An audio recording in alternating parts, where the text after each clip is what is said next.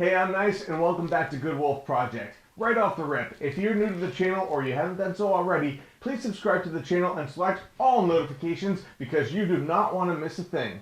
When you get to the end of this video and your head's a little bit full from the knowledge I'm about to drop, please hit that thumbs up and share this video with your friends, family, and your least favorite bully. Hey, they need this information too.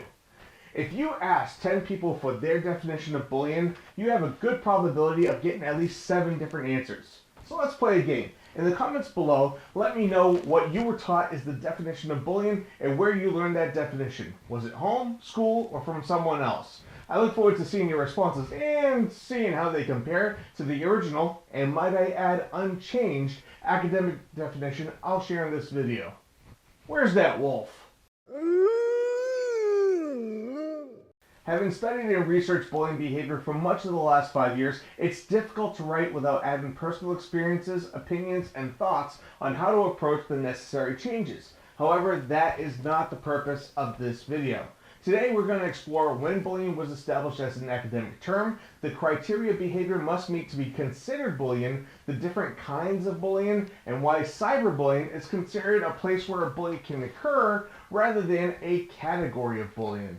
It's important to understand the basics of bullying from an academic point of view in order to have a meaningful and effective discussion about how to address the problem head on. So yes, this will be a straightforward, facts-driven video to provide background information on what bullying is exactly. For all intents and purposes, our story about bullying begins in 1978 when Norwegian research psychologist Dr. Dan Olweus published his research findings in his book Aggression in the Schools, Bullies and Whipping Boys. In his book, he detailed the research of his quantitative analyses of the behavior of school-aged boys in Norway.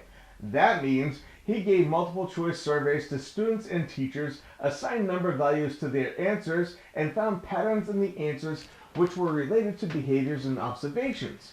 He identified several patterns of behavior and noted that these patterns indicated victimization consistent with peer harassment in some children. He identified these patterns and the components these behaviors had in common, the criteria we're about to discuss, as bullying.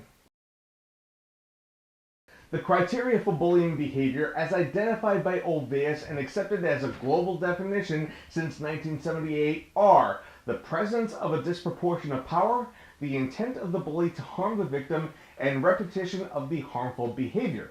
This is where it's difficult not to slide my feelings and insights on the matter into the discussion, but I will try diligently to stay on task. Please note, I will be using Olweus' terms, such as bullies and victims, which I do not subscribe to, for the purpose of accuracy. According to Olweus, a disproportion or imbalance of power exists when the victim is reluctant or unable to defend him or herself. Intent to harm is present when the bully engages in behavior that is likely to have a negative impact on the victim. Repetition of behavior is understood as just that, engaging in the behavior several times. Those are the terms, those are the definitions provided, and that's where we're leaving that.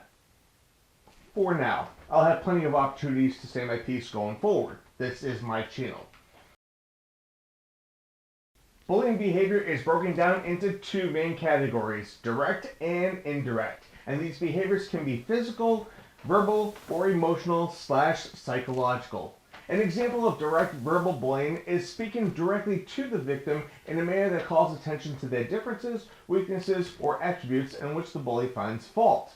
Indirect verbal bullying is spreading rumors or false information about the victim.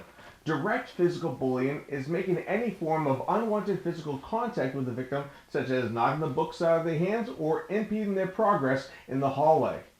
Indirect physical bullying is altering or defacing, that means vandalizing, the victim's property such as a backpack or their car or their accepted environment. By this I mean their locker, which is technically school property that the student/victim uses.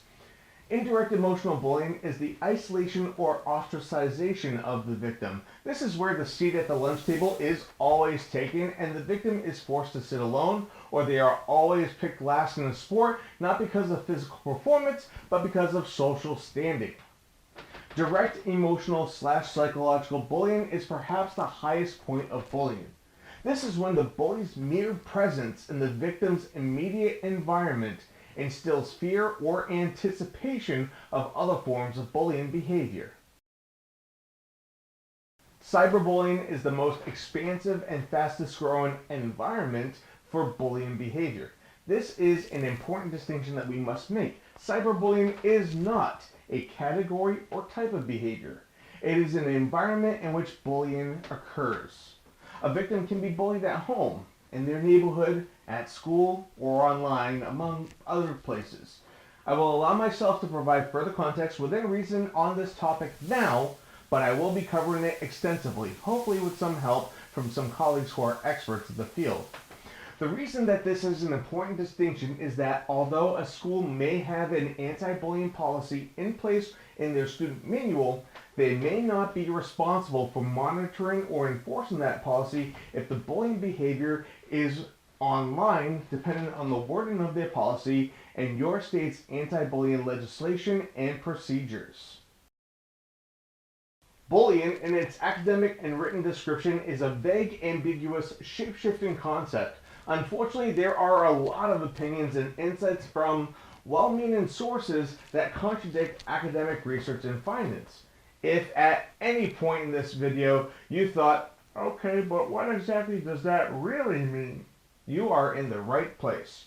It is my belief and my personal pursuit to not only understand what bullying is, but what it isn't, and how we can work together to assist victims and bullies.